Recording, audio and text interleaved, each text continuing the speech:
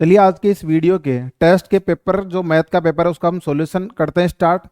पीछे के हमने कुछ पेपर सोल्व करे हैं, उसी कड़ी में आज आपके के जो ग्राम सेवक की जो आपकी 2 नवंबर को एग्जाम है उस एग्जाम की कड़ी में आपका जो पेपर है इस पेपर के कुछ कंसेप्ट है आप आराम से सुनते जाएंगे, अच्छे से देखेंगे। जिन्होंने आज पेपर दिया है बहुत अच्छे से पेपर दिया होगा। पीछे वाले जो पेपर का जो सॉल्यूशन है उसको अगर आप रिवाइज कर लोगे तो आपके लिए बहुत सारे कंसेप्ट आपके तैयार हो जाएंगे आपके एग्जाम के लिए। तो सबसे पहले हम शुरू करते हैं आज के इस क्वेश्चन को।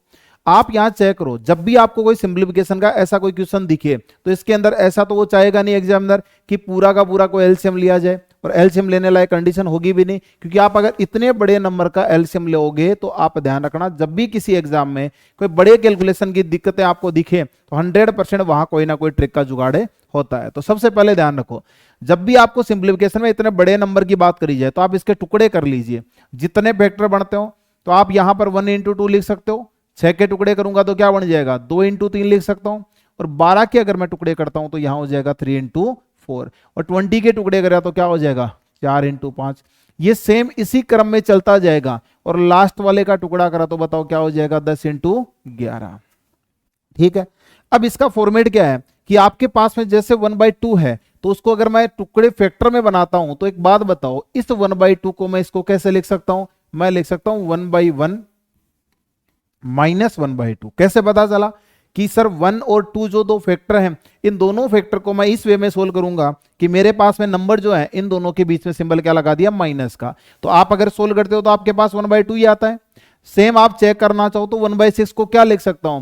पहले वाला पेयर कितना 2, दूसरा फैक्टर कितना 3, तो आप इसको क्या लिख दोगे 1/2 माइनस क्या हो जाएगा 1/3। अगर इसका आप एलसीएम लेते हो 6, 3 - 2 कितना 1/6, तो वो का वही आया कि नहीं आया। तो हर एक फॉर्मेट में अगर आपके पास ऐसा फैक्टर दिख जाए तो आपको सबसे पहला काम क्या करना है कि अगर आप इसको लिखोगे तो क्या लिखोगे 1/1 माइनस का 1/2, फिर प्लस 1/2 माइनस का 1/3, फिर प्लस 1/3 माइनस का 1/4। चेक करते चलना कि माइनस प्लस ये सारी वैल्यू कट जाएंगी, केवल और केवल आपके पास में एक तो पहला नंबर बचेगा और एक लास्ट का जो नंबर है सबसे बड़ा जो नंबर है वो कौन सा है बताओ? वो है क्या सर 11। वो बच जाएगा कि नहीं बच जाएगा? अब ये बताओ यहां जो नंबर 11 बचेगा इसके पहले सिंबल किसका रहेगा? क्योंकि दो नंबर को अगर मैं फैक्टराइज करता हूं तो पहले प्लस होता है फिर माइनस होता है, तो लास्ट का नंबर क्या रहेगा माइनस का रहेगा। अब एक बात बताओ, ये सारी की सारी वैल्यू कट जाएंगी, लास्ट में हमारे पास एक नंबर बचेगा। तो पहला नंबर 1/1 था, लास्ट का नंबर 1/11 था। एलसीएम लेंगे सर 11 हो जाएगा, 11 - 1, तो बताओ आंसर कितना हो जाएगा 10/11। अब ये छोटा सा फॉर्मेट है कि जब भी कोई दो ऐसे फैक्टर बने आपके पास ऐसा कोई नंबर सिस्टम आ जाए तो उसमें आप सबसे पहले डायरेक्टली भी कर सकते हो कि आपके पास ऐसे कोई फैक्टर बने जिनका यहां पर जितना डिफरेंस होता है उतना ही डिफरेंस ऊपर हो। यानी 1 और 2 का अंतर 1 है, ऊपर भी 1 आ रहा है, 2 और 3 का अंतर यहां पर 1 है तो ऊपर भी 1 आ रहा है। तो आप सीधा सीधा अगर सब जगह पे सिंबल प्लस का है तो मतलब क्या हो जाएगा आपके पास में जो लास्ट नंबर है, यानी आप अगर इसके फैक्टर बनाते हो तो सबसे छोटा फैक्टर जो है वो आपके पास में क्या है सर यहां पर 1 है। सबसे लास्ट वाला फैक्टर क्या बताओ 11। इनका डिफरेंस ऊपर लिख सकते हो, आपका आंसर आ जाएगा 10/11। या फिर आप ऐसे फैक्टर बना लोगे तो इतने से में तुम्हें आइडिया लग जाएगा कि अगर इसका रिप्रेजेंट मैं ऐसे लिख सकता हूं तो आपके पास है प्लस माइनस से सारी वैल्यू कट जाएंगी, एक नंबर पहले का बचेगा और एक नंबर लास्ट का बचेगा। इन दोनों को सोल्व कर आपका आंसर आ जाएगा 10/11। अगले क्वेश्चन पे चलते हैं। 25 व्यक्तियों का औसत वजन 1 किलो बढ़ जाता है, 1 kg बढ़ जाता है, और जब 60 kg वजन वाले यानी 60 kg वेट वाले एक व्यक्ति को एक नए व्यक्ति द्वारा बदला जाता है। अब देखो प्रतिस्थापना का मतलब क्या होता है भाई, आप किसी की जगह पे किसी को भेज रहे हो, यानी एक को हटा रहे हो एक को ला रहे हो, मतलब क्या हो जाएगा टोटल व्यक्तियों की संख्या, टोटल नंबर ऑफ जो पर्सन है उनका नंबर का जो टोटल है उनका योग है वो क्या रहेगा सेम, उसके साथ में कोई स्केल चेंज नहीं होता। तो हम क्या लिखें? तो आप सीधा सीधा लिख सकते हो कि सर पहले का नंबर क्या रहा होगा, फिर उसके बाद क्या आता है एवरेज का मान आता है, संख्या को अगर मैं औसत से गुणा करता हूं तो आपके पास में वैल्यू निकल के आती है कि सर टोटल। मतलब ये क्या हो जाएगा कि राशियों की संख्या, यहां हो जाएगा कि सर औसत, और अगर आप संख्या को उसके औसत से मल्टीप्लाई करते हो तो आपके पास में किसकी वैल्यू निकल के आती है कि सर योग की वैल्यू निकल के आती है। अब तुम एक बात बताओ, किसी भी जगह पे रिप्लेसमेंट बेसमेंट पर आधारित क्वेश्चन मतलब क्या हो जाएगा कि कभी भी आप अगर प्रतिस्थापना पे आधारित क्वेश्चन को सोल्व करते हो, यानी रिप्लेस करते हो किसी व्यक्ति को, चाहे 1 करो चाहे 2 करो, तो टोटल संख्या पे कोई प्रभाव नहीं पड़ता। तो डायरेक्टली सोल्व करने का तरीका समझना कि अगर 25 कैंडिडेट थे, उनका औसत मेरे को पता नहीं था कितना था, पहले दे ही नहीं रखा, लेकिन बोला गया है कि अब एक व्यक्ति चला जाता है, तो यानी यहां से एक को भेजा जाएगा, उसकी जगह एक वापस आ जाएगा। तो अब टोटल कितने आए, पहले भी 25 थे अब भी 25 है। फर्क इतना पड़ेगा कि सर पहले वाला एवरेज मेरे को पता नहीं था, अब वाला एवरेज भी मेरे को पता नहीं है, लेकिन पहले वाले औसत से औसत कितना कम हो गया, कि सर औसत कम हो गया 1। लेकिन क्या बोला गया है कि 60 केजी वजन वाले एक नया व्यक्ति जोड़ दिया जाता है, मतलब आपके पास में जो नया व्यक्ति ऐड हुआ है उसका योग कितना है, कि सर 60 केजी है। तो बस इतनी सी बात ध्यान रखो, अगर पहले 25 व्यक्तियों का औसत जितना भी रहा होगा उसकी जगह में से एक हटा देता हूं, एक लेके आता हूं, तो अब आपके पास में अगर औसत बढ़ गया तो इसका मतलब पहले वाले से औसत क्या हुआ होगा, 100% बढ़ा होगा, यानी उसका योग बढ़ा होगा। तो आप सीधा सीधा करना चाहोगे तो क्या कर सकते हो कि सर नया व्यक्ति आया और औसत बढ़ा है, इसका मतलब पहले वाले से तो योग 100% ज्यादा रहा है, तो बस सीधा सीधा आंसर कर दोगे कि पहले का मान कितना था, कि सर जो 25 है वो किस में ऐड कर दोगे, 60 में। क्यों, क्योंकि आपको पता है कि औसत बढ़ा 1 पर, तो टोटल 25 पे कितना बढ़ता है, कि सर टोटल बढ़ा होगा 25 पे कितना, तो 25 इंटू 1, तो कि सर यहां हो जाएगा 25, तो 25 में 60 जोड़ेंगे तो सीधा सीधा कितना हो जाएगा, 85। मान के चलो इसी क्वेश्चन में अगला ये बोल देता कि आपके पास जैसे ही कोई एक नए व्यक्ति को रिप्लेस करते हो तो आपके पास औसत बढ़ गया 2, तो आप क्या करते कि 2 बढ़ाए वो औसत, और औसत किस पर बढ़ता है, एक जने पर, पूरे 25 पे कितना बढ़ गया होगा, 25 इंटू 2 50 बढ़ा। तो आपको पता है 60 में 50 जोड़ेंगे। अगर मान लो आपको कभी ऐसे क्वेश्चन में बोल दिया जाए कि साहब कोई व्यक्ति थे, जितने भी जैसे 40 लोग हैं, जैसे मैं हिंट बताता हूं यहां पे कि पहले कैंडिडेट आपके पास 40 है, उनका औसत मेरे को पता नहीं, लेकिन इसमें से एक व्यक्ति चला गया, एक आ गया। अब जो व्यक्ति आया उसका वेट है वो मान लिया कि साहब 70 केजी है। अब मैं बोलूं कि औसत में जो प्रभाव है वो बढ़ गया 2 केजी, तो इसका मतलब क्या हो जाएगा कि आप बताओ 2 बढ़ा है औसतन और पूरे के पूरे 40 पे कितना बढ़ गया, तो 40 इंटू 2 कितना, 120। 120 में आप बताओ 70 जोड़ दोगे, क्योंकि जब नया व्यक्ति रिप्लेस होता है और औसत बढ़ जाता है तो 100% नए वाले का मान क्या हुआ है, बताओ बढ़कर आया कि नहीं आया। तो यहां तुम्हारा आंसर कितना हो जाएगा, कि सर सीधा सीधा कंसेप्ट है, यहां हमारी वैल्यू आ जाएगी 85। अगर आप x मान के करना चाहो तो वैसे भी कर सकते हो, तो उसके अंदर तो आपको सीधा सीधा फॉर्मेट है कि पहले वाले संख्या 25 थी, नंबर थे साहब औसत था इनका x, दोनों को मल्टीप्लाई कर दिया, योग हो जाएगा 25x।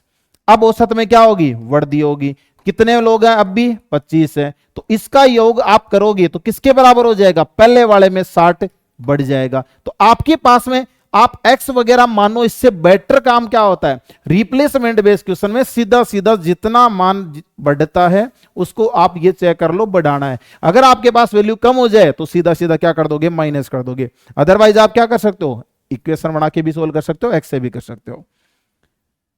अगले क्वेश्चन पे आते हैं, यहां दे रखा है एज का टॉपिक है, तो जब जब आपको वर्तमान आयु की बात करी जाए तो प्रेजेंट के लिए सिंबल लगा दिया। अगला बोल रहा है 8 साल पहले, तो अगर ये 8 साल पहले तो ये भी कितने साल पहले, 8 साल पहले। किसी भी प्रेजेंट से पहले का जो सिंबल होता है हमेशा क्या होता है भाई, कुछ साल पहले का मतलब ऊपर की साइड में सिंबल लगाओगे। 8 साल पहले किसकी बात कर रहा है, ये कौन है बताओ, पिता है। यहां इसके साथ कौन है बताओ, पुत्र है, यानी फादर और सन है। 8 साल पहले का मतलब ये सिंबल लगाना प्रेजेंट का, प्रेजेंट की बातें इस सिंबल के सामने रखना, कुछ साल पहले की बातें इस सिंबल से पहले रखना, और कुछ साल बाद की बात खोल दें तो प्रेजेंट से बाद में। क्योंकि आपको पता हो किसी भी जगह पे एज के टॉपिक में ज्यादातर देखोगे हर जगह आपको एक ही बात दिखेगी कि अगर पहले बोलेगा तो भी प्रेजेंट से पहले, बाद में बोलता तो भी प्रेजेंट से बाद में। तो सीधा सीधा फॉर्मेट है कि प्रेजेंट से पहले प्रेजेंट से बाद में। 8 साल पहले क्या बोला गया, पिता जो है पुत्र की एज का 7 गुना था, तो रेशियो कितना हो जाएगा 7:1। फिर क्या बोला गया 6 वर्ष बाद, तो बताओ यहां 6 वर्ष बाद आप यहां से काउंट थोड़ी करोगे, आपको पता वर्तमान से ही पहले होता है और वर्तमान से ही बाद में होता है। तो 6 वर्ष बाद इनका जो अनुपात वो कितना हो जाएगा, कि इनका अनुपात हो जाएगा 3:1। आप सबसे पहले एक बात बताओ कि पिता और पुत्र की वर्तमान आयु चाहे कहीं की भी आयु हो, उस आयु का अंतर यहां पर कितना दिख रहा है 6, यहां अंतर कितना दिख रहा है 2। तो क्या अंतर कभी चेंज हो सकता है क्या, अगर पिता और पुत्र के बीच में है, वास्तव में जितने साल का अंतर है, अनुपात में जितने साल का अंतर है, हमेशा अंतर रहेगा सेम, अंतर कभी चेंज नहीं हो सकता। हर एक कैंडिडेट का सेम टाइम पीरियड में कभी डिफरेंस चेंज नहीं होगा। तो अब बताओ, यहां अंतर 6 दिख रहा था, यहां अंतर 2, पॉसिबल नहीं है, तो अंतर को बराबर करो। किससे मल्टीप्लाई करेंगे? 3 से। मतलब इस रेशियो को जैसे ही आप 3 से मल्टीप्लाई करेंगे, तुम्हारे पास नया रेशियो निकल के आएगा, पहले वाला उतने का उतना ही रहेगा। ये प्रेजेंट की बात थी, उसके 8 साल पहले की बात थी, और हमें बोला गया साहब यहां से 6 वर्ष बाद, यहां बोला गया 6 वर्ष बाद। 3 को आप 3 से मल्टीप्लाई करोगे 9 हो जाएगा, 3 को 1 से मल्टीप्लाई करा 3 हो जाएगा। अब तुम्हारा काम हो गया कैसे कि 7 से 9 जाने में अनुपातिक मान इनडायरेक्ट वैल्यू 2 बड़ी है, 1 से 3 जाने में अनुपातिक मान इनडायरेक्ट वैल्यू 2 बड़ी है। आप बताओ बीच में का गैप कितना बड़ा है? तो यहां से यहां 8 साल, ये 6 साल, ये 14 साल का अंतर था। तो इसका मतलब जो अंतर 14 साल का है वो अनुपात में किसके बराबर है? 2 के बराबर है। क्योंकि देखो वास्तव में 14 बड़े, अनुपात में 7 से जो 9 जाने में 2 बड़े, तो रियल वैल्यू हमेशा, वास्तविक मान हमेशा ऊपर लिखा जाता है, अनुपातिक मान नीचे लिखा जाता है। जो पूछे उससे मल्टीप्लाई कर दो। अगले ने बोला पिता की परसेंटेज बताओ, तो परसेंटेज यहां का मान कोई दे नहीं रखा, जब यहां की वैल्यू नहीं दे रखी है तो कहीं की दे रखी है उससे मल्टीप्लाई कर दो। अब वहां से तुम्हें 8 साल नीचे आना है। किसी भी एज से अगर आप डाउन साइड आते हो, यानी आज के कुछ साल बाद जाओगे, तो एज हमेशा बढ़ती है। तो यहां कितना जोड़ दूंगा? प्लस का 8 कर दूंगा। तो 49 में अगर आप 8 जोड़ते हो तो कितना हो जाएगा? सीधा सीधा 57 हो जाएगा। ऑप्शन नंबर तुम्हारा क्या आ जाएगा? डी आंसर आ जाएगा कि नहीं आ जाएगा? तो ये ध्यान रखिएगा। अगले क्वेश्चन में बात करते हैं, किसी भी क्लास में 70% विद्यार्थियों ने जीव विज्ञान, 40% ने मैथ विषय चुना। प्रत्येक विद्यार्थी ने जीव विज्ञान तथा मैथ में कम से कम एक विषय चुना, और अगला बोल रहा है 140 विद्यार्थियों ने दोनों विषय चुने। तो आप सीधा सीधा वेन डायग्राम से कर सकते हो कि नहीं कर सकते? इसको आप इस लाइन को देख करके कभी कंफ्यूज मत होना। यहां से लेकर ये वाली जो लाइन है, इस पे आप कभी कंफ्यूज मत होना, क्योंकि मतलब ये है कि जो बैठेगा एग्जाम में वो या तो पास होगा या फिर फेल होगा। कई बार ये लाइन बोल देता, हम इस पे गौर कर लेते हैं, कम से कम एक विषय, मतलब क्या बोल रहा होगा, हम दिमाग लगाने की कोशिश करते हैं। बट आपको पता कि 70% वहां, 40% यहां। तो एक बात बताओ, पहले वाला कौन सा हो गया? जीव विज्ञान हो गया। दूसरे वाला कौन सा हो गया? मैथ वाला हो गया। अब यह बोला गया कि 70% इस वेन डायग्राम में, जहां जहां जीव विज्ञान का फॉर्मेट है वहां पे 70% लोग हैं, जहां जहां मैथ की बात कर रहा है वहां पे 40% लोग हैं। मतलब यह हो गया कि 70% लोग ऐसे हैं जिन्होंने जीव विज्ञान को सिलेक्ट करा है, 40% ऐसे जिन्होंने मैथ को सिलेक्ट करा है। इस लाइन पे कभी गौर मत करना, क्योंकि ये आपको लाइन दी होगी, इसका मतलब होता है कि कैंडिडेट वहां पर किसी ना किसी सब्जेक्ट में बैठे हैं। उसके बाद अगर बात करें, अगले ने बोला 140 विद्यार्थियों ने दोनों विषय चुने। मतलब ये वाला जो बीच का सिंबल होता है, ये सिंबल दोनों की बात करता है, ये वाला सिंबल बोथ की बात करता है। और यहां तुम्हें पता है कि साहब कितना नंबर दे रखा है? 140 नंबर दे रखा, मतलब ये रियल में नंबर दे रखा है।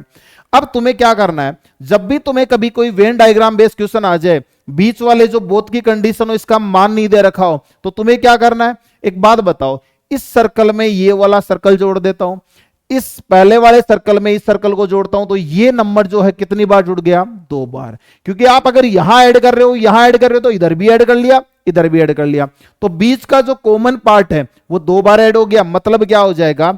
70 में जैसे ही मैं 40 को ऐड करता हूं, क्योंकि पूरा जीव विज्ञान 70% था, पूरा मैथ 40% था, इन दोनों को ऐड करा तो कितना हो गया? 110%। मतलब ये बताओ कि अगर बीच वाला नंबर ज्यादा जुड़ा है तो 100%, 100% से ज्यादा आया होगा कि नहीं आया होगा? मतलब ये हो गया कि 100 से कितना ज्यादा है? क्या सर 10% ज्यादा है? तो जितना परसेंट ज्यादा है आपको सीधा सीधा बताओ, इस 140 का मान हो गया कि नहीं हो गया? तो 140 कितने परसेंट का मान हो गया? 10 का। इंटू क्या कर दूंगा? 100। तो आपके पास टोटल नंबर जो आएंगे वो कितने आ जाएंगे? 1400। तो बताओ ऑप्शन नंबर सी आ जाएगा कि नहीं आ जाएगा? तो यहां तक तुम्हें किसी को कोई दिक्कत होनी नहीं चाहिए। अगले क्वेश्चन पे चलते हैं। अगले क्वेश्चन में बोला कंपाउंड इंटरेस्ट पे, कि अगर कंपाउंड इंटरेस्ट चक्रवर्ती ब्याज पे 2 वर्ष में और 3 वर्ष में आपके पास अमाउंट दे रखा। ध्यान रखना, चक्रवर्ती ब्याज में कभी भी अगर बीच में से वर्ष उठकर आ जाए और उनके बीच का अंतर वो दे रखा हो, या उनके बीच में आपको वैल्यू पता हो, और हमेशा जब जब तुम्हारे पास में चक्रवर्ती ब्याज में 1 साल का अंतर आए, कितने साल का डिफरेंस है? 1 साल का। तुम्हें सबसे पहला काम क्या करना है? तो आपको सबसे पहला काम क्या करना है कि अगर 2 साल में अमाउंट जो है वो कितनी होगी थी बताओ? 8820। 3 साल में अमाउंट जो है वो कितनी होगी थी 9,261। आप सब इतना ही करोगे कि सर ये दोनों मिश्र धन है, तो अपने पास सबसे पहले तो ब्याज की दर निकालनी। अगर आपको रेट पूछता तो भी दिक्कत नहीं थी, क्योंकि आपको जब जब 1 साल का डिफरेंस दिखे, बात हो रही हो कंपाउंड इंटरेस्ट चक्रवर्ती ब्याज की, हमेशा 1 साल के अंतराल पे कितना पैसा बढ़ा, क्योंकि ब्याज पर जब ब्याज बढ़ता है तो हमेशा 1 साल का गैप देखोगे कि नहीं देखोगे, अगर दे रखा है तो यहां 1 साल में कितना पैसा बढ़ गया। क्या सर जीरो से यहां डिफरेंस देखूंगा 1, 2 और 4 6 हो गया, 8 और 4 12, यानी 441 रुपए बताओ इन दोनों का अंतर आ गया। जब जब तुम्हें 1 साल का डिफरेंस होता है तो आप क्या करोगे, तो जितने रुपए का अंतर था वो हमेशा कहां लिखा जाता है, ऊपर। क्यों? क्योंकि आपको पता है 8,820 रुपए पिछले साल तक मेरे अकाउंट में पैसे थे, लेकिन इस बार 441 ज्यादा बढ़ गए ब्याज की वजह से, तो कितने % ब्याज की दर थी बताओ। तो आप पता कर लोगे, क्योंकि पहले वाला जो मान होता है वो एक तरीके से प्रिंसिपल का काम करता है अनुपात में। परसेंटेज के लिए किससे गुणा करूंगा, 100 से। तो आप बताओ 0 से 0 कट जाएगा, इसकी वैल्यू 2 बार कट जाएगी, 2 से काटेंगे 5 बार, तो इसका मतलब बताओ ब्याज की दर कितने % होगी, कि सर 5% होगी कि नहीं होगी। और अगर ब्याज की दर 5% है तो आपको पता होगा, क्योंकि अगर दर पूछता तो मेरा आंसर ये हो जाता। अगले ने पूछा है मूलधन, तो पहला काम क्या करोगे कि सर जब जब ब्याज की दर 5% होती है, डेल्टा रेट होता है मतलब 21/20, क्योंकि 5% का फ्रैक्शन मान होता है 1/20। 20 उधार दोगे 1 ब्याज मिलेगा, 21/20। ये 2 साल का मिश्र धन था, तो पावर कितनी लगा दूंगा, 2। अगर आप 3 साल वाले से सोल्व करना चाहते हो तो पावर कितनी लगा दोगे, 3। तो आप बताओ दोनों से निकाल लो, चाहे प्रिंसिपल दोनों से सेम आएगा। तो पावर अगर 2 लगाऊंगा तो अनुपात में मान कितना हो जाएगा, 441/400। अब मेरे को एक बात बताओ कि अगर आपको पता है कि ये वाली वैल्यू क्या मानी जाती है, प्रिंसिपल यानी मूलधन का अनुपात, ये क्या माना जाता है, अमाउंट मिश्रधन का अनुपात। अपने को पता है 441 दे रखा है सर 8,820 रुपए, और अगर 8,820 रुपए मिश्रधन किसका मान है, 441,441 का। जैसे मैं मल्टीप्लाई करता हूं 100 से, तो आपके पास वैल्यू निकल के कितनी आएगी, 8,000 रुपए आपके पास प्रिंसिपल हो जाएगा। अगर आप बोलो नहीं सर मैं 3 साल वाले से सोल्व करूंगा, तो अगर आप 3 साल वाले से अमाउंट से सोल्व करते तो भी तुम्हारा काम हो जाता। कैसे? कि अगर आपको पता हो कि 9,261 3 साल का अमाउंट है, मतलब आपको 21/20 यानी 5% ब्याज की दर है, तो फ्रैक्शन वैल्यू हो जाएगी 1/20। 20 पे 1 का ब्याज मिला है तो 21/20 हो गया। जितने साल का टाइम होता है उतने साल का टाइम, तो बताओ 21 का क्यूब होता है 9,261 और 20 का क्यूब होता है 8,000। ये तो वैल्यू सेट होगी, क्योंकि ये अगर आपको अमाउंट दिख रहा था यही मेरे को दे रखा था, तो बताओ ये वैल्यू किसके मान हो गया, प्रिंसिपल का। तो यहां से भी तो आंसर सेम आएगा, क्योंकि दोनों के लिए प्रिंसिपल क्या था, सेम। तो याद रखना, जब जब तुम्हें कंपाउंड इंटरेस्ट का अंतर दे रखा होता है, 1 साल का कहीं पर भी डिफरेंस दिख जाए तो जो गैप होता है वो हमेशा ऊपर लिखना है, और पहले वाले मान को हमेशा मूलधन मान लेना। क्योंकि ये 8,820 रुपए तुम्हें दिख रहा होगा कि अगर मैं अमाउंट किसी को पैसा देता हूं 8,820 रुपए, तो इसका मतलब मेरे को ब्याज कितना लौटाएगा, 441 तो लौटाए, तो 8,820 वही है। तो इसका मतलब उस 1 साल के गैप पे कितना ब्याज मिला, तो ये कंपाउंड इंटरेस्ट हो जाएगा। यहां पे ब्याज की दर आ जाएगी साहब 5%। ठीक है, अगले क्वेश्चन पे चलते हैं। कमल अपने धन का 1/5 भाग, तो मान लो उसके पास टोटल जितना भी धन रहा होगा, तो मैं टोटल जो पैसा उसको 1 मान लेता हूं। उस पैसे का 1/5 भाग 6% की दर पर, फिर 1/2 भाग 5% पर, और उसके बाद क्या बोला, शेष। अब कितना बच गया, तो देखो टोटल वैल्यू मेरे पास 1 थी, उसमें से अगर जितना धन मैंने काम में ले लिया 1/5 1/2, दोनों को जोड़ के माइनस कर देता हूं, तो कितना मान आ जाएगा, कि सर 1 माइनस, यहां वैल्यू हो जाएगी 10, ये हो जाएगा 5, 10 में से 7 गया तो 3/10। आगे बात सुने, तो मतलब जो आपके पास शेष हिस्सा था, जो रिमेनिंग पार्ट था, तो उसके लिए आप क्या बोलोगे, कि सर 3/10 हो गया। अब ये 3/10 जो हिस्सा है, इस पे ब्याज की दर है साहब कितना %, 10%। आगे बात यहां तक समझे, बस सीधा सीधा फॉर्मेट है। एलसीएम ले लिया, 5 और 2 10, और 5 से भाग दिया 2 बार चला जाएगा, 2 से भाग दिया 5 बार, 5 और 2 7, एलसीएम लेंगे 10 में से 7 गया तो 3 बचेगा। अब क्वेश्चन में क्या बोला गया कि आप अगर आप इनको मल्टीप्लाई करते हो तो आपके पास में 6 में 5 का भाग दिया तो कितना हो जाएगा 1.2, 5 में 2 का भाग दिया तो कितना हो जाएगा 2.5, और अगर यहां 10 से 10 कट जाएगा 3, तो ये उसको क्या मिला है, साधारण ब्याज मिला। क्यों? क्योंकि जब जब तुम्हें ब्याज की दर पता हो और आपके पास में जो राशि है उस राशि से मल्टीप्लाई करता हूं तो आपके पास में हर जगह पे सेम है वैल्यू। किसकी बताओ? समय की। तो आपके पास यहां का ब्याज इतना, यहां का इतना, तो आपके पास टोटल जो रकम है उसको ऐड कर लेता हूं तो कितना हो जाएगा? 3 2 5 और 1 6, तो 6.7। अब 6.7 टोटल वार्षिक आय किसके बराबर होगी? 234.5 के। तो इसका मतलब ये जो अनुपातिक मान है वो रियल में 234.5 रुपए के बराबर है। और जो रियल मान है वो हमेशा लिखा जाता है ऊपर, अनुपातिक मान लिखा जाता है नीचे। आपको जिसका मान पूछे उससे मल्टीप्लाई कर दो, इनटू कर दूंगा मैं 100, तो आपके पास आंसर आ जाएगा कि नहीं आ जाएगा? तो बताओ, यहां 6 से अगर मैं कट करता हूं, 6 3 18 और 7 बन जाए 35, तो बताओ आंसर कितना हो जाएगा? 3500 आपका राइट आंसर हो जाएगा कि नहीं हो जाएगा? तो सीधा सा फॉर्मेट था, ये क्वेश्चन पहले भी आया हुआ है। रवि ने 200 गाय 5 माह के लिए, सलीम ने गाय सेम जितनी गाय दे रखी हो 4 माह तक किसी खेत में चराई। यदि रवि ने सलीम से 2 गुना किराया, यानी यहां यह बोला गया है रवि ने 200 गाय 5 माह के लिए, सलीम ने यहां दे रखा साहब एक्स गाय 4 माह तक किसी खेत में चराई और रवि ने सलीम से 2 गुना किराया दिया, तो दिमाग में क्या आना चाहिए? सबसे पहला काम क्या लिखूंगा? रवि, ये लिखूंगा सलीम। ये कितनी गायें चराता है? 200। कितने महीने के लिए? 5 महीने के लिए। सलीम ने कितनी बताओ? एक्स गायें। कितने महीने के लिए? 4 महीने के लिए। अब ये बोला गया है कि आपके पास में रवि ने सलीम से 2 गुना किराया दिया। आप याद करो कि जब पार्टनरशिप पढ़ते हो, साझेदारी पढ़ते हो, तो आपके पास क्या होता है कि जितने गायें चराई जाती हैं, कितने समय तक चराई जाती है, उसको अगर मैं मल्टीपल करता हूं तो जितना किराया देना पड़ता है उसका अनुपात निकल के आता है कि नहीं आता? तो इसका मतलब क्या हो जाएगा कि नंबर ऑफ यहां पर जो गायें हैं इसको अगर मैं संख्या से, किसके महीने की संख्या से गुणा करता हूं, इसको महीने की संख्या से गुणा करता हूं, तो आपके पास सीधा सीधा किराया जो है उसका अनुपातिक मान आएगा। तो 200 को अगर 5 से गुणा करा कितना आया? 1000। 4 को x से गुणा करा कितना आया? 4x। अब अगले ने क्या बोला है कि सीधा सीधा रवि ने सलीम से 2 गुना किराया दिया। मतलब आपको जो क्वेश्चन में दे रखा है उसका अनुपात भी दे रखा है 2:1। तो आप क्या लिखोगे कि सर ये वाली जो वैल्यू है 1000 2 के बराबर, 4x हो गया 1 के बराबर, तो सीधा सीधा लिखने का तरीका हो गया 1000/4x किसके बराबर हो जाएगा? 2/1 के। अब बताओ 2 से कट करता हूं कितनी बार कट जाएगा? 500। 4 से कट करा कितना हो जाएगा? 125। तो x की वैल्यू तुम्हारे पास निकल कर आ गई सर 125। तो ऑप्शन नंबर क्या हो जाएगा? 1 आपका राइट आंसर हो जाएगा। ठीक है, अगले क्वेश्चन पे चलते हैं। एक सब्जी विक्रेता 1 रुपए में 2 की दर से कुछ नींबू खरीदता है। तो आपको जब जब ऐसा कोई क्वेश्चन आ जाए, रेट या क्वांटिटी बेस्ड क्वेश्चन, तो आपको क्या करना? 1 रुपए में 2 की दर से खरीदता है। फिर ये बोला गया 3 रुपए में 5 की दर से बेचता है। तो आप ध्यान रखना कि 3 रुपए में 5 की दर से बेचता है।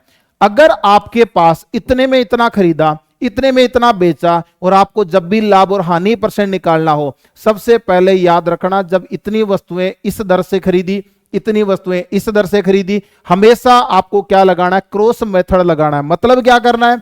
दोनों को तिरछा गुणा करना है। तिरछा गुणा कर दिया, उसके बाद तुम्हें क्या करना होगा? हमेशा ध्यान रखना खरीदने वाले के गुणा में से बेचने वाला, सेल वाला जो मल्टीपल है वो घटाया जाएगा। डिवाइड में क्या रखा जाता है? बेचने वाले का मल्टीपल इनटू करा जाता है 100। ये फॉर्मेट अगर आप ध्यान रख लोगे तो आपका आंसर आ जाएगा। मतलब सीधा सीधा 3 को 2 से गुणा करा कितना आ गया? 61 आ गया। बेचने वाले का मल्टीपल कितना हो गया? 5 हो गया। डिवाइड में क्या रखा जाएगा? बेचने वाला इनटू क्या कर देंगे? 100।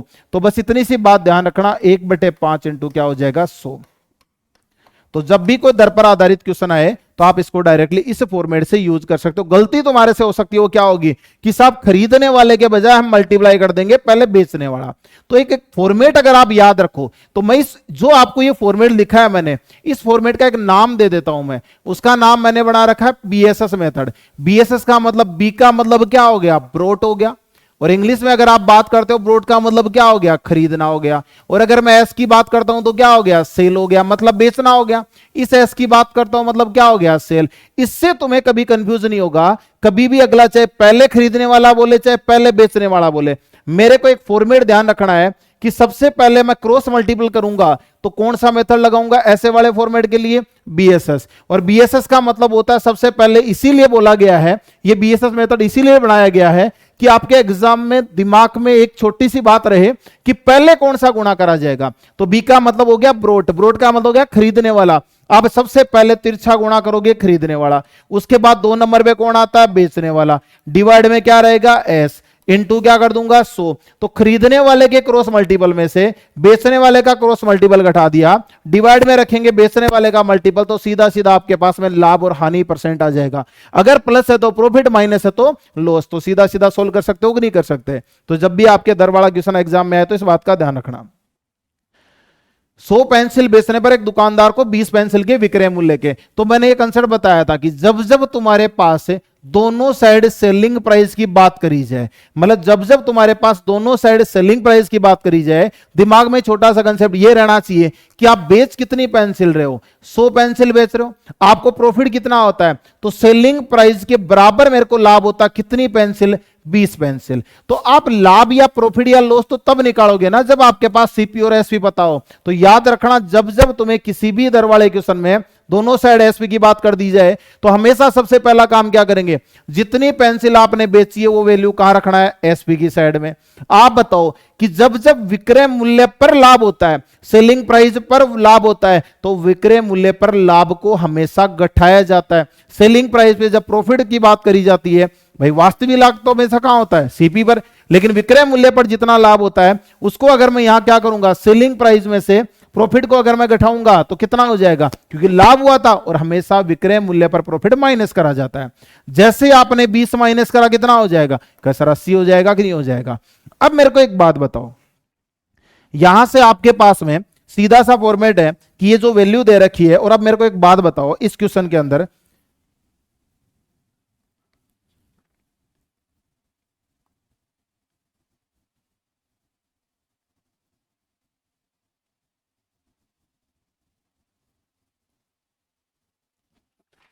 सीधा सा कितना है बताओ, कि सर वास्तव में लाभ तो देखो किस पर होता है, सीपी पर।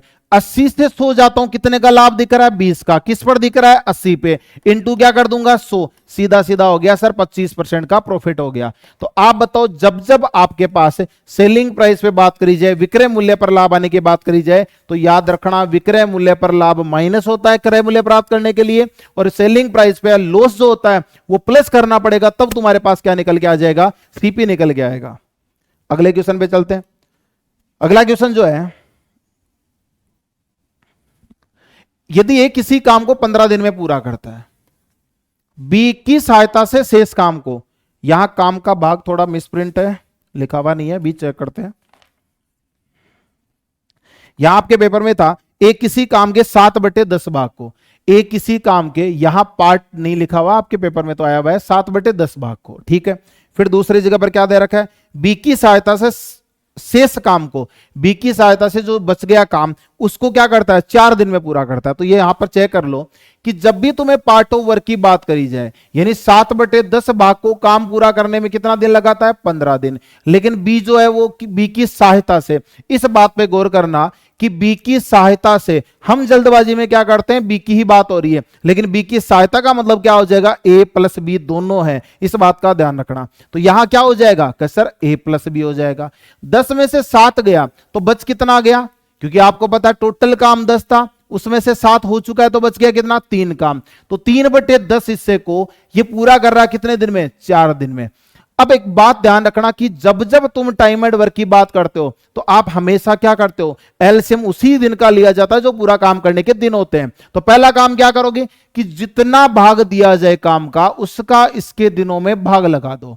यानी जब जब तुम्हारे पास, क्योंकि 15 और 4 का एलसीएम ले नहीं सकते, तो आप जैसे इससे डिवाइड करोगे तो आपके पास वैल्यू क्या निकल के आएगी, 15 में जैसे ही 7/10 से भाग दिया, 15 × 10 कितना हो जाएगा, ये ऊपर जाके गुणा हो जाएगा 150/7।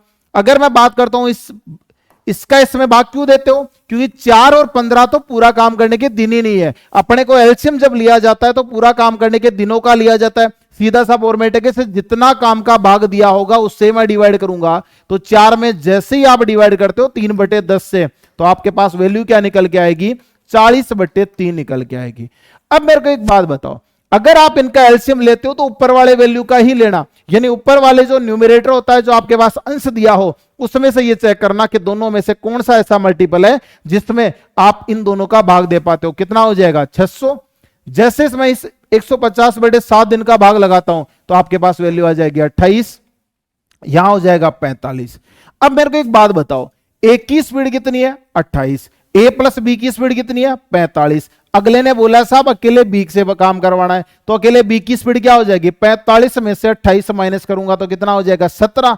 काम करना था उसको भी 600, भाग लगा दिया जाएगा 17 से, 17 3 51, बच गया आपके पास में कितना बताओ 9, और यहां पर सीधा सीधा कितना हो जाएगा भाई 17 3 51, और यहां बच गया 9, तो 17 5 85, बच गया 5 बट्टे आ जाएगा 17, तो 35 से ही 5/17 दिन आपका आंसर आ जाएगा। कहने का मतलब यह है जब जब तुम्हें टाइम एंड वर्क के क्वेश्चन की बात करी जाए तो हमेशा ध्यान रखना कि काम का पूरे दिन, अगर पूरा काम करने के दिन दिए हो तभी आप एलसीएम ले सकते हो, लेकिन ऐसे कभी कोई क्वेश्चन आ जाए पार्ट ऑफ वर्क कि काम का इतना भाग करने में आधे पड़दे काम की बात करी जाए, इतना काम करने में उसको इतने दिन लगते हैं, तो हमेशा ध्यान रखना जब तक आप पूरा काम करने के दिन नहीं निकाल लेते तब तक आप उसका एलसीएम नहीं ले सकते। चलिए अगले क्वेश्चन पे चलते हैं। अगला क्वेश्चन जो है वो दे रखा है 54 किलोमीटर पर आवर की स्पीड से चलकर जा रही है,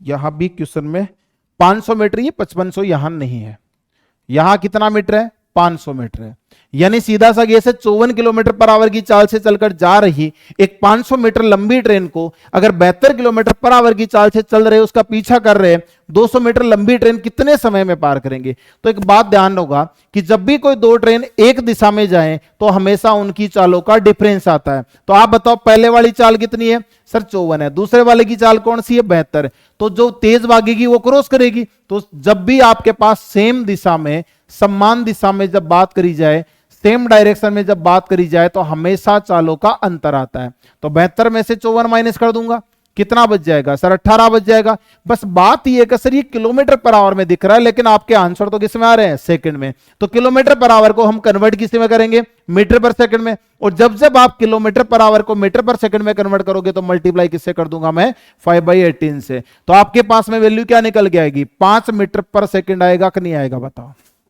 ठीक है, उसके बाद क्या बोला गया है कि दूरी उनकी जो लंबाइयां, अब याद रखना कि हमेशा जिस भी क्वेश्चन में तुम्हें ट्रेन के या आपके पास ट्रेन वाले टॉपिक में जब भी ये बोला जाए ये ट्रेन इसको क्रॉस कर रही है, ये ट्रेन उसको क्रॉस कर रही है, किसी भी दूसरे ऑब्जेक्ट को पार करे, दिमाग में इतनी सी बात ध्यान रखना कि जब भी कोई एक ट्रेन किसी भी दूसरे ऑब्जेक्ट को पार करे हमेशा उस ऑब्जेक्ट और उस ट्रेन पार करने पर दोनों की लेंथ काम में आएगी, हमेशा जोड़ी जाएगी। तो अब बताओ यहां पर कितना हो जाएगा कि सर एक की लंबाई कितनी है 200, दूसरे वाले की कितनी है 500, दोनों की लंबाइयों को जोड़ा तो ये दूरी होगी। अब दूरी बराबर चाल इंटू समय, चाल है 5, समय हमें क्या पता करना था, तो बताओ 700/5 अगर भाग दूंगा तो कितना हो जाएगा 140 सेकंड। इतना सा आपका क्वेश्चन था, तो ऑप्शन नंबर 20 का राइट आंसर आ जाएगा। तो याद रखना जब भी तुम्हें ट्रेन के टॉपिक में कहीं भी पार करा जा रहा है, कोई भी पार करे किसी भी ऑब्जेक्ट को, तो हमेशा ट्रेन अगर किसी दूसरे ऑब्जेक्ट को पार करे चाहे वो कुछ भी हो जाए, हमेशा पार कर दिया अगर तो इसका मतलब दोनों की लंबाइयां जोड़ी जाएगी, इतना सा तुम दिमाग में रखना। लेकिन अगर मिलने की बात है कि ट्रेन यहां से जाकर वहां मिल ली तो इसका मतलब हमेशा उन दोनों ट्रेनों की लंबाइयां कभी काम में नहीं आएगी, इस बात का ध्यान रखना। अगले क्वेश्चन पे आते हैं। यहां अगर आप सोल्व करो तो ये सीधा सीधा आपके पास में फॉर्मूला बेस के क्वेश्चन है, और आपके पास में जब भी ऐसे वाले हमने 2-3 टाइप के क्वेश्चन पहले कर लिए हैं, और ये फॉर्मूला बेस का जो क्वेश्चन है सीधा सीधा आपके पास में आंसर क्या आ जाएगा कि जब जब विकर्णों की संख्या पूछी जाए तो विकर्णों की संख्या पूछने का फॉर्मूला क्या होता है कि आपके पास में नंबर ऑफ डायगोनल पूछे जाए, यानी आपके पास में विकर्णों की संख्या पूछी जाए तो विकर्णों की संख्या के लिए सबसे पहला जो आपके पास में कंसेप्ट बनेगा दिमाग में, फॉर्मूला याद रखना पड़ेगा। तो क्या होता है n into N minus 3 divide by क्या हो जाएगा 2, n into N minus 3 divide by 2, तो ये विकर्णों की कुल संख्या आएगी। अब ये बोला गया कि अष्टभुज में n कौन होता है जितनी भुजाएं होती हैं, तो 8 हो जाएगा, n का मान हो गया साहब 8 इंटू 8 माइनस 3 बट्टे कितना हो जाएगा 2, तो आप बताओ 8 इंटू 8 में से 3 गया 5/2, 2 से काटेंगे 4, 5 इंटू 4 हो जाएगा क्या सर 20। ऑप्शन नंबर डी तुम्हारा क्या हो जाएगा राइट आंसर हो जाएगा कि नहीं हो जाएगा। चलिए अगले क्वेश्चन पे। अगला क्वेश्चन दे रखा है कि जब भी ऐसे डायग्राम में आपके पास में डी जो है, मतलब ये जो डी ही है ये समांतर है किसके बताओ, बीसी के। तो इतने में दिमाग में क्या आना चाहिए कि जब भी कोई ट्रायंगल में कोई दो आपके पास में समांतर भुजाएं खींची जाए, समांतर लाइन खींची जाती है, रेखा खींची जाती है, तो इसका मतलब ये वाले का अनुपात उधर वाले के अनुपात के सेम रहता है। अगले ने क्या बोला है कि एडी बटे डीबी, तो सबसे पहले जब समांतर लाइन है तो इसका मतलब दिमाग में क्या होना चाहिए कि सर एडी बटे, भाई फॉर्मेट क्या होता है कि जब भी कोई समांतर की बात करी जाती है तो हमेशा दोनों का अनुपात हमेशा क्या रहेगा बताओ, बराबर रहेगा। तो एडी बटे क्या हो जाएगा कि सर डीबी हो गया, किसके बराबर है, ये जो एडी है ए से डी, डी से बी, इसका अनुपात ए से ई, ई से सी के अनुपात के बराबर हो जाएगा। तो बस इतना सा लिखना है, ए बटे क्या हो गया कि सर ई सी हो गया। हमें जब एडी बटे डीबी का मान तो दे रखा 3/5 है, तो आप सीधा सीधा इसकी जगह पर वैल्यू क्या पुट करोगे 3/5, ए बटे ई सी। तो एक बात बताओ, ए पता नहीं है, ई सी पता नहीं है, अगले ने हमें जो पूछा है वो क्या पूछा होगा, इसमें पूछा है ए का मान, इसमें क्या पूछा है, यहां भी थोड़ी प्रिंटिंग मिस्टेक है, ए का मान पूछा है। अपने को इस क्वेश्चन में पूछा गया है कि ए बताओ साहब कितना हो जाएगा, मतलब यहां से लेकर ये वाले का मान पूछा है अपने को, ठीक है। तो आपके पास में ए का मान तो पूछा है, वैसा का वैसा रह जाएगा। अब इसी पता करना है, तो मेरे को एक बात बताओ, यहां तुम्हें साफ साफ दिख रहा होगा कि क्वेश्चन में दे रखा है एसी का मान, मतलब यहां से लेकर यहां तक की पूरी लंबाई दे रखी है 4.8 सेंटीमीटर, ठीक है। तो एक बात बताओ, पूरी लंबाई में से अगर मैं ऊपर वाली लंबाई को हटा दूं तो मतलब बच गया वो मान किसका रहा होगा, इसी का ही रहा होगा कि नहीं रहा होगा, कि पूरी लंबाई में से अगर ऊपर वाले मान को हटा दूं तो आपके पास कौन बचेगा, इसी रहेगा। तो इसका मतलब क्या हो जाएगा कि मैं अगर इसी की जगह पर रखना चाहूंगा तो इसकी जगह पर मैं क्या रख सकता हूं कि इसी बराबर क्या होता होगा, इसी बराबर होता है कि सर पूरी लंबाई में से अगर आप ऊपर वाली लंबाई घटा दो तो मतलब इसकी जगह पर लिख सकता हूं मैं AC माइनस ए। अब बताओ 3/5 हो जाएगा, ए अपने को ऊपर दे ही रखा है, एसी का मान मेरे को दे रखा है कितना 4.8, माइनस का हो जाएगा ए। अब मैं क्रॉस मल्टीपल करूंगा, 3 को इधर गुणा करूंगा, 5 को उधर गुणा करूंगा, 8 3 24, 4 3 12, 12 और कितना हो जाएगा बताओ 14। और वहां अगर मैं इसके बाद इसका जो फॉर्मेट है भाई मल्टीप्लाई करना है क्रॉस मल्टीपल, और जैसे आप क्रॉस मल्टीपल करोगे 3 को किससे मल्टीप्लाई कर दिया कि सर यहां हो जाएगा 14.4, 3 को मल्टीप्लाई करा माइनस का 3 और ए, ठीक है। इसके बाद ये 5 किसके बराबर हो जाएगा, 5 ए के बराबर हो जाएगा। अब 3 ए को उधर ले जाऊंगा तो आप बताओ 14.4 बराबर 5 और 3 कितना हो जाएगा 8 ए। अपने को 8 से काटना है इसको, 8 कम 8 6 बच गया, 8 8 64, तो 1.8 आपका आंसर आ रहा है ऑप्शन नंबर 1, ठीक है। तो ये ध्यान रखना, ये तुम्हें ध्यान रखना कि अनुपातिक मान इनका क्या होता है, बराबर होता है। अपने को 4 में से 3 वैल्यू का जुगाड़ मिलेगा, बस वैल्यू पुट करनी है और आपके पास वहां से इसका सोल्व करा और आंसर आ जाएगा। ये क्वेश्चन एक स्टेटमेंट बेस्ड क्वेश्चन है। यहां सीधा सीधा चेक करोगे तो देखो समस्त आयत समांतर चतुर्भुज होते हैं, समांतर चतुर्भुज सम्मुख कोण समान होते हैं, प्रत्येक समांतर चतुर्भुज समलंब चतुर्भुज होते हैं, लेकिन समस्त सम चतुर्भुज वर्ग हो जरूरी नहीं है, क्योंकि वर्ग के लिए सभी भुजाएं क्या होनी चाहिए भाई, जितनी भुजा होती है उसमें सभी कोण वर्ग में क्या 90 डिग्री, लेकिन सम चतुर्भुज में सारे कोण 90 डिग्री हो कोई जरूरी नहीं है। तो इसका मतलब इसका जो गलत है वो कौन सा हो जाएगा, ऑप्शन नंबर डी है। किसी समांतर चतुर्भुज का आधार 6 है और ऊंचाई दे रखी है यहां पे कितनी बताओ 5 सेंटीमीटर, तो आपको सीधा सीधा इसका फॉर्मूला पता है कि जब भी कोई समांतर चतुर्भुज की बात करी जाती है तो यहां फॉर्मूला जो है वो क्या होता है बताओ कि सर समांतर चतुर्भुज में फॉर्मूला जो होता है क्षेत्रफल का, एरिया का जो फॉर्मूला होता है क्या होता है, आधार इंटू ऊंचाई, मतलब क्या हो गया बेस इंटू हाइट। अब आप बताओ कि एरिया बराबर क्या हो जाएगा कि सर बेस इंटू हाइट है, तो बेस कितना दे रखा है 6 सेंटीमीटर, हाइट कितना दे रखा है 5, तो 6 को 5 से गुणा करूंगा कितना हो जाएगा 30, तो बताओ 30 सेंटीमीटर का स्क्वायर आपका आंसर आ जाएगा। यदि संभव त्रिभुज का क्षेत्रफल 16√3 है तो इसका परिमाप बताओ। संभव का मतलब क्या हो जाएगा, सारी भुजाएं उसकी क्या है समान है। तो एक बात बताओ, अगर ये सभी भुजाएं समान है ये बोला गया, अब सभी भुजाएं अगर समान हो और संभव त्रिभुज का क्षेत्रफल दे रखा है तो इसका एरिया जो होता है उसका फॉर्मूला जानते हो क्या होता है कि सर √3/4a² होता है। ए का मतलब क्या हो गया, ये भी ए और ये भी ए और ये भी क्या बताओ ए।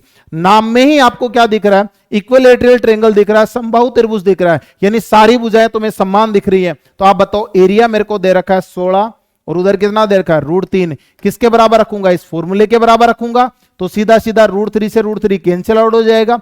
16 को अगर 4 से मल्टीप्लाई करूंगा तो हो जाएगा 64। हमें पता है सर a², अपने को a² से मतलब थोड़ी है, अपने को तो सिंगल भुजा चाहिए। दोनों का जैसे ही रूट करेंगे तो बताओ एक साइड की भुजा कितनी हो जाएगी 8। अब ये बताओ ये भुजा 8 है, ये भुजा आपके पास में 8 है, ये भुजा आपके पास में 8 है, ये वाली भुजा भी आपके पास में 8 है। क्वेश्चन में पूछा परिमाप, परिमाप का मतलब होता है चारों तरफ तुम्हें एक चक्कर लगाना होता है, चाहे परिधि यानी सरकमफ्रेंस आ जाए, चाहे किसी भी यूनिट में आपको परिमाप पूछे, पैरामीटर पूछे, मतलब आप यहां से यहां जाओगे 8 मीटर, यहां से यहां जाओगे 8 और यहां से यहां जाओगे 8, तो बताओ कितना हो जाएगा 8 + 8 + 8 बराबर कितना हो गया सर 24 सेंटीमीटर। तो ऑप्शन नंबर बी आपका राइट आंसर हो जाएगा। अगले क्वेश्चन पे जाओ। एक लंबवर्तीय शंकु का आयतन दे रखा है 16 पाई मीटर क्यूब और उसकी ऊंचाई दे रखी है 12 मीटर, तो उसके आधार का व्यास बताओ। तो आपको शंकु का जो आयतन होता है, वॉल्यूम होता है, उसका फॉर्मूला पता हो कि 1/3 पाई r²h, बस शंकु का आयतन होता है। अब आयतन अपने को पता है सर 16 पाई, तो मैं यहां पर लिख दूंगा 16 पाई, 1/3 दे रखा है, पाई दे रखा है, आर मेरे को पता है नहीं, लेकिन ऊंचाई दे रखी है कि सर 12 मीटर। तो आप क्या करोगे, पाई से पाई कैंसिल हो जाएगा। अगर आप कैलकुलेशन करते हो 3 से 4 बार कट जाएगा, 4 से काटेंगे 4 बार कट जाएगा। फिर आपको पता है कि सर r² अगर आपको 4 दिख रहा होगा तो आप सीधा सीधा बोलोगे r = मेरे पास वैल्यू कितनी आ गई 2 आ गई। अब अगर रेडियस आपके पास 2 है तो मतलब व्यास या डायमीटर का जो फॉर्मेट होता है वो सब जानते हो, व्यास बराबर क्या होता है कि सर व्यास बराबर होता है रेडियस का 2 गुना कर दो। यानी आपके पास में जो त्रिज्या 2 है उसका 2 गुना करूंगा, कितना व्यास हो जाएगा 4। तो इसका मतलब आपका राइट आंसर हो जाएगा ऑप्शन नंबर 4। चलिए अगले क्वेश्चन पे, दो लंबवर्तीय बेलनों की त्रिज्याओं का अनुपात। तो एक बात बताओ कि जब भी कोई बेलनाकार आकृति है उसकी त्रिज्याओं का अनुपात दे रखा है, ऊंचाइयों का अनुपात दे रखा है, और दोनों बेलनों के वक्र पृष्ठ का जो क्षेत्रफल होता है, इस बात का ध्यान रखिएगा। तो मतलब आपको फॉर्मूले पता हो बस, और कुछ नहीं है, आप वैल्यू पुट करनी है। तो सबसे पहले आप बताओ कि लंबवर्तीय बेलनों की त्रिज्याओं का अनुपात दे रखा है, ये ऊंचाइयों का अनुपात। तो मान लेता हूं पहले वाले की रेडियस r1 है, दूसरे वाले की मान ली त्रिज्या r2। पहले वाले की त्रिज्या का मान कितना बताओ 2, और दूसरे वाले का 3। अगर आपको हाइट की बात करें तो h1/h2 कितना हो जाएगा कि सर 5/4 है। ठीक है, दोनों बेलनों का कवर्ड सरफेस एरिया, कवर्ड का मतलब क्या होता है कि न टॉप होगा ना बॉटम होगा, बाहर बाहर से आपने चारों तरफ से कवर करा, उसी को हम क्या बोलते हैं कवर्ड सरफेस एरिया। यानी जैसे ये मार्कर है, मार्कर में आप ना तो कभी टॉप बॉटम काम में लो ना कभी टॉप काम में लो, चारों तरफ घूम सकते हो, उसी को हम क्या बोलते हैं कवर्ड सरफेस एरिया, यानी वक्र पृष्ठ का क्षेत्रफल। और आप बताओ कि कवर्ड सरफेस एरिया का जो फॉर्मूला है, उस फॉर्मूले की अगर बात करें तो सीधा सीधा फॉर्मूला जो होता है वो क्या होता है बताओ कि सर कवर्ड सरफेस एरिया का फॉर्मूला होता है 2πr/h। तो इसका मतलब ये बताओ, पहले वाले का मान रखूंगा 2πr1h1 बट्टे 2πr2h2, ये तो वक्र पृष्ठ का क्षेत्रफल का अनुपात आ जाएगा कि नहीं आ जाएगा। तो 2π से 2π कैंसिल हो जाएगा। r1h1 तो 2 को मैं किससे गुणा करूंगा 5 से, 5 × 2 10। r2h2 तो मैं 5 4 को 3 से गुणा करूंगा 12 हो जाएगा। ये तो अपने पास में पहले बोला कवर्ड सरफेस एरिया के क्षेत्रफल का अनुपात आ गया। फिर हमें और क्या चाहिए बताओ, आयतन चाहिए। तो एक बात बताओ, जब भी कोई बेलन की बात करी जाती है, सिलेंडर की बात करी जाती है, सिलेंडर का जो आयतन होता है वो आयतन क्या होता है कि सर सिलेंडर का जो आयतन होता है वो होता है πr²h। मतलब आप बताओ कि पहले वाले का आयतन दूसरे वाले का आयतन, तो यानी यहां आप क्या लिखोगे πr1 का स्क्वायर h1 बट्टे πr2 का स्क्वायर h2। आपको पता है पाई से पाई कट ही जाएगा, r1 का स्क्वायर तो 2 का स्क्वायर कितना हो जाएगा 4, तो यहां लिखूंगा 2 का स्क्वायर 4, h1 कितना था 5, इंटू कर दिया 5, r2 का स्क्वायर तो आपके पास में r2 कितना दिख रहा है 3, तो 3 का स्क्वायर कितना 9, और आपके पास में h2 कितना है सर 4। तो 5 4 20 बट्टे कितना हो जाएगा 36, यह आ जाएगा इधर का मान, मतलब वॉल्यूम का। अगले ने बोला इन दोनों का अनुपात पूछा है, तो आप बताओ अगर इसको काटता हूं तो कितना हो जाएगा 5/6, मतलब क्या हो गया 5:6। अगर इसको काटता हूं तो कितना हो जाएगा सर 4 पंजे 20, 4 4 36, मतलब मैं लिख सकता हूं 5:4 9 36, 5:9।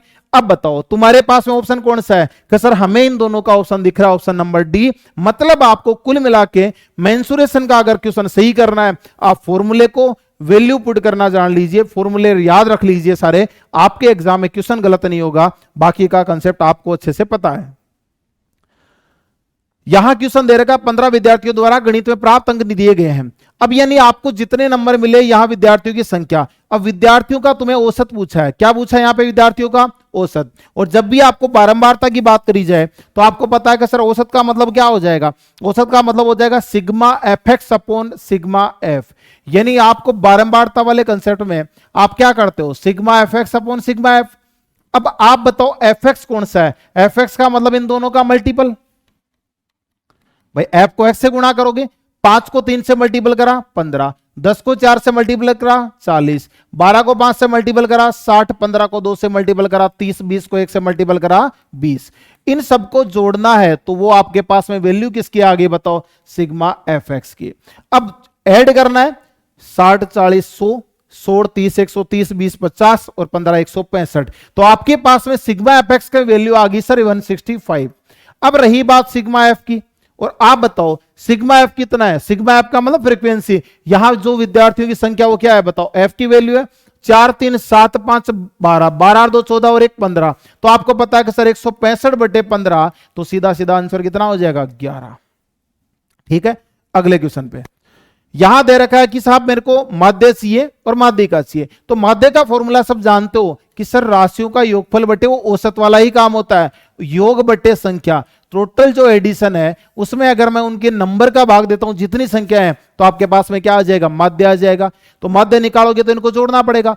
16 और 6 कितना हो जाएगा 22, 22 10 32 2 34, 34 4 38, 38 और 7 कितना हो जाएगा 38 3 38 2 40 5 45, 45 और 5 50 30 80, 80 और 30 90, 90 और 9 कितना 99, 99 और 3 कितना हो जाएगा, सर 99 और 3 हो जाएगा हमारे पास में 102। उसके बाद क्या बोला गया है भाई, सीधा सीधा सोली तो करना है भाई। अगर आप इनको ऐड करोगे तो आपको ऐड करने के तरीके दिमाग में रखोगे, आप कैसे भी ऐड जोड़ो सीधा सीधा ऐड करने के तरीके हमें दिमाग में पता होने चाहिए। तो यहां से तुम्हारे पास में वैल्यू कितने निकल गया कि आप ऐड कर लो, दोबारा ऐड करना चाहो तो कर सकते हो, जैसे आप यही कोशिश करा करो यही ऐड करने की। 7 और 3 को ऐड कर लिया 10, ठीक है सर 10 हो गया। 16 और 6 को ऐड करा तो कितना हो गया सर 16 और 6 कितना हो गया 22 हो गया। 12 और 4 कितना हो गया 16 हो गया। बच गया कौन सा था, अब इनको ऐड कर लो, चाहे 20 10 30 10 40 से 46 और 2 कितना हो जाएगा 48। हमारे पास में वैल्यू कितनी बची है बताओ, 35 बचा और 39 बचा। 8 5 13, 13 और 9 कितना हो जाएगा 22, बच गया 2, 4 3 7 3 10, 10 और 2 कितना हो जाएगा 12। तो आप कैसे भी ऐड कर सकते हो, यानी आपके पास में 122 क्या आया बताओ, टोटल योग आ गया। अब तुम बताओ माध्य निकालोगे तो 122 में भाग किसका दोगे, 1 2 3 4 5 6 7 8। तो आपके पास औसत कितना हो जाएगा कि 8 कम 8, बच गया कितना 4, 8 पंजे 40, बच गया कितना 2, तो 8 दूनी 16 और 8 पंजे 40। तो यानी माध्य तुम्हारे पास निकल के आ गया 15.25। रही बात माध्यिका की, माध्यिका की अगर बात करता हूं तो इसका मतलब क्या हो जाएगा, बढ़ते हुए क्रम में लिखोगे, सबसे पहले 3 है, फिर 4 है, फिर 7 है, बीच में 6 आ जाएगा, 3 4 6 7। उसके बाद कौन सा है बताओ, 12 है, फिर 16 है, फिर 35 है, फिर 39 है। 8 हो गए क्या, 1 2 3 4, 1 2 3 4 5 6 7 8। अब आपको माध्यिका का मतलब होता है बीच का मान, तो 8 में 4 इधर 4 इधर, तो इसका मतलब मैंने क्या बताया था लास्ट वाली क्लास में, इन बीच वाले दोनों नंबर को जोड़ के 2 का भाग लगा दो, क्या हो जाएगा 7 + 12/2। तो कितना हो जाएगा बताओ, 2 9 18, 2 पंजे 10। अब पूछा क्या, अंतर पूछा है 9.5 और 15.25। इनका अगर आप डिफरेंस निकालोगे तो 15.25 में से 9.5 अगर मैं माइनस करता हूं तो कितना हो जाएगा बताओ, 5 आ जाएगा, 5 7 12 आ जाएगा, 10 5 15, यानी आपके पास आंसर आ जाएगा 5.75। ये आपका राइट आंसर हो जाएगा। अगले क्वेश्चन पे चलते हैं। तो यहां क्या दिया गया, हमें बोला गया है कि साहब ये जो मिसिंग नंबर है यहां का मान बताओ क्या होगा। आपको पता है कि सर वही फॉर्मेट है कि sir sigma F x divide by sigma हमें क्या रखना है एफ, ठीक है, तो पहले जितने मल्टीपल उतने, बाकी का जहां वैल्यू नहीं दे रखी उसको एक्स मान लूंगा। तो आप बताओ 30 को अगर 10 से मल्टीपल करता हूं कितना हो जाएगा 300, प्लस 50 को 20 से गुणा करूंगा कितना हो जाएगा 1000 हो जाएगा, प्लस 90 को 30 से गुणा करूंगा कितना हो जाएगा 2700 हो जाएगा, प्लस 40 को x से मल्टीप्लाई करूंगा 40x हो जाएगा, और 50 को 20 से गुणा करूंगा कितना हो जाएगा 1000। ठीक है, डिवाइड में सिग्मा एफ, एफ का मतलब क्या हो जाएगा, इनको ऐड करना है। तो आप बताओ 50 30 80 20 100 190 प्लस एक्स हो जाएगा कि सर यहां वैल्यू आ गई 190 प्लस एक्स। किसके बराबर वैल्यू आई है, ये वैल्यू तुम्हारे पास में है जो अपने को दे रखा है माध्य, क्योंकि आपको पता माध्य का फॉर्मूला होता है, माध्य अपने को दे रखा है, एक्स का मान पता करना है। तो आप बताओ कि 1000 और इसमें ऐड करता हूं 2700 और 300, 3000 4000 और ये 5000, तो आपके पास वैल्यू आई 5000 प्लस का 40x डिवाइड में क्या हो जाएगा 190 plus X is equal to हो जाएगा 29.5। क्या सर इसको उधर ले जाके मल्टीप्लाई कर दोगे तो यहां वैल्यू तुम्हारे पास क्या आएगी 5000 plus 40x is equal to 29.5 को अगर मैं इससे मल्टीप्लाई करता हूं तो 19 5 95, 19 9 171 और 171 में 9 जोड़ता हूं तो कितना हो जाएगा कि सर 180 18 हो जाएगा, 19 दूनी 38, 38 में अगर मैं 18 जोड़ूंगा 38 10 48 और 6 कितना हो जाएगा 56, और यहां भी ऐड करेंगे तो 29.5x हो जाएगा। मतलब ये हो गया कि आपको बस यहां वैल्यू पुट करनी थी, फॉर्मूले में आंसर निकालना था। क्या करोगे कि सर यहां जो आपके पास वैल्यू 40x है इसको यहां ले आऊंगा 5000 उधर ले जाऊंगा, तो बताओ 40x माइनस 29.5x है किसके बराबर है 5605 में से 5000 को माइनस कर दिया, तो मतलब यहां वैल्यू कितनी आ जाएगी 5 और 5 10, और यहां कितना हो जाएगा कि सर ये 10.5 हो जाएगा। 10.5x बराबर किसके बराबर है 605 के। अब x बराबर कितना हो जाएगा 605 बटे 10.5। अब अगर आप इसमें भाग देते हो तो आपको एग्जैक्ट आंसर नहीं आएगा, लगभग 57 पॉइंट समथिंग आपके पास आंसर आएगा, तो अप्रोक्सीमेट में तुम्हारा आंसर आएगा ऑप्शन नंबर डी। तो याद रखिएगा जब भी ऐसे कोई क्वेश्चन आए तो फॉर्मूला रखो, वैल्यू पुट करो, अगर एग्जैक्ट नहीं आ रहा तो उसके आसपास नजदीक आ रहा है, क्योंकि बाकी के सारे दूर दूर रहेंगे। ये तुम्हारे पास में एक और क्वेश्चन है कि साहब वैल्यू पुट करेंगे 2x माइनस क्या हो जाएगा 3y किसके बराबर है 79 के। दूसरे वाला फॉर्मेट क्या बताओ x प्लस क्या हो जाएगा 6y किसके बराबर है बताओ 47 के। अगले ने बोला x माइनस वाई का मान बताना, तो आप ये बताओ कि x को x की वैल्यू भी चाहिए और y की भी, तो पहले मैं इन दोनों को बराबर करने के लिए इस पूरे वाले इस अनुपात को गुणा कर लेता हूं 2 से। कैसे कि सर एक वैल्यू बराबर कर लेते हैं, पहले 2 से गुणा करा यहां आ जाएगा 2x प्लस यहां हो जाएगा 12y, और 47 का डबल कितना हो जाएगा 7 दूनी 14 4 दूनी 8 और 1 9। अब बताओ कि तुम्हारे पास जो वैल्यू निकल के आई इसमें से अगर मैं ये माइनस करता हूं ये माइनस करता हूं ये माइनस करता हूं तो ये वाले की वैल्यू कैंसिल होगी, लिखने की जरूरत ही नहीं है। माइनस का 3 माइनस का 12 कितना हो जाएगा माइनस का 15y आ जाएगा, और यहां सोल्व करते हैं तो कितना हो जाएगा 9 5 14 8 और 1 9 माइनस का, माइनस से माइनस कैंसिल आउट हो जाएगा, y की वैल्यू आ गई साहब 1। अगर y की वैल्यू 1 आ गई तो दूसरे वाली वैल्यू निकाल सकते हो। कैसे कि सर कहीं भी किसी भी ऑप्शन में आप y जो आपके पास इक्वेशन है उस इक्वेशन में y की वैल्यू पुट कर दो तो आपके पास में x का मान आ जाएगा। मैं पहले वाले इक्वेशन में रखता हूं कि 2x minus 3 into 1 is equal to 79, तो बताओ 2x इज इक्वल टू कितना हो जाएगा 79 प्लस का हो जाएगा 3, तो वैल्यू निकल के आएगी 2x बराबर है 79 में 3 ऐड करते हो कितना हो जाएगा 82। ठीक है, तो यहां हो जाएगा आपके पास 82, 2 से कट कर दोगे कितना हो जाएगा 41। अब बताओ हमें x की वैल्यू तो पता है 41, y की वैल्यू पता है 1, दोनों का डिफरेंस तुम्हारा जो आंसर निकल के आएगा ऑप्शन नंबर डी इसका राइट आंसर हो जाएगा कि नहीं हो जाएगा। यह आपके पास एक और क्वेश्चन था लास्ट वाले कंसेप्ट में था, वैसे ही करना है कि साहब जब भी ऐसे कोई क्वेश्चन आए तो आपको क्या करना है कि x p की वैल्यू अगर मैं 1 रखूंगा तो आपके पास वैल्यू क्या होनी चाहिए कि p1 इज इक्वल टू 0 होना चाहिए। तो p1 अगर इज इक्वल टू 0 होना चाहिए तो आपके पास वैल्यू क्या निकल के आएगी कि जहां जहां आपके पास x है वहां वहां आप क्या रख दोगे 1 रख दोगे। तो बताओ 3 इंटू 1 का स्क्वायर हो जाएगा प्लस 2 इंटू 1 हो जाएगा, माइनस का हो जाएगा k किसके बराबर रखना है 0। तो आप बताओ 3 plus 2 minus k is equal to 0, तो 5 बराबर कितना हो जाएगा k। तो तुम्हारे पास ऑप्शन नंबर 20 का क्या हो जाएगा राइट आंसर हो जाएगा कि नहीं हो जाएगा। चलिएगा अगले क्वेश्चन पे। यहां 2 कंसेप्ट दे रखे हैं कि ए और बी दो व्यंजक है जिनका एलसीएम और एचसीएफ क्या क्या दे रखा है, बताओ ए और बी दे रखा है, तो A plus B is equal to A plus B. मतलब ये हो गया कि कोई भी दो संख्याएं दे रखी है तो आपको पता है पहली संख्या और दूसरी संख्या मतलब दोनों संख्याओं का multiple is equal to LCM into HCF होता है। हमें पता है सर एलसीएम बोल रखा है ए, एचसीएफ बोल रखा है बी, तो बताओ फॉर्मूला रख दो, ज्ञान वैल्यू आ जाएगी कि नहीं आ जाएगी।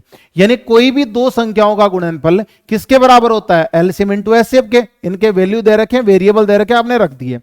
अगला बोल रहा है ए प्लस बी बराबर ए प्लस बी हो, तो एक बात बताओ यहां तुम्हारे पास ए बी इक्वल टू कितना आया, क्या सर ए इंटू बी आ गया। तो आप मेरे को ये बताओ, इसको मैं इक्वेशन नंबर 1 मान लेता हूं, ठीक है। क्वेश्चन में जो वैल्यू दे रखी है इसका स्क्वायर कर देते हैं हम दोनों साइड। क्यों, क्योंकि आपके पास ये कैसे पता चला स्क्वायर करना है क्यूब करना है, क्योंकि आपके पास जो ऑप्शन दे रखे हैं यहाँ स्क्वायर दिख रहे हैं, ऑप्शन में स्क्वायर दिख रहे हैं, तो मतलब इसका क्या करना पड़ेगा, स्क्वायर करना पड़ेगा। ऑप्शन में अगर क्यूब का कोई जुगाड़ होता तो यहां भी क्या करते, तुम इसका क्यूब करते, तो यहां दोनों साइड में कर देता हूं इसका स्क्वायर, और जब दोनों साइड स्क्वायर कर दोगे तो A square plus B square plus क्या हो जाएगा 2ab हो जाएगा, is equal to A square plus B square plus क्या हो जाएगा 2ab हो जाएगा। मेरे को एक बात बताओ, उस इक्वेशन में जहां जहां स्मॉल ए बी दे रखा है उसकी जगह मैं कैपिटल ए बी रख सकता हूं, मतलब इस ए बी की जगह मैं क्या रख दूंगा बताओ, कैपिटल ए बी रखूंगा, तो मेरे पास वैल्यू आएगी A square plus B square plus 2ab। उधर क्या दे रखा था, A square plus B square plus 2ab। तो मेरे को एक बात बताओ, ये प्लस का 2ab इधर वाले 2ab से वैल्यू कैंसिल हो जाएगी, क्योंकि बराबर के उधर जाएगा तो माइनस का हो जाएगा, ठीक है। अब आपको ये कौन सा दिख रहा है, सर अब मेरे पास ये ऑप्शन नंबर डी बच रहा है, A square plus B square is equal to capital का A square plus B square. तो चलिए आज की इस आपका जो ग्राम सेवक का वीडियो का जो पेपर था, इस पेपर का मैथ का सॉल्यूशन था। जरूर आप पूरी अपनी मेहनत के साथ इस पेपर को सोल्व करे थे। अगर किसी में कोई डाउट रहा होगा तो आप ये वीडियो जरूर देखिएगा। धन्यवाद।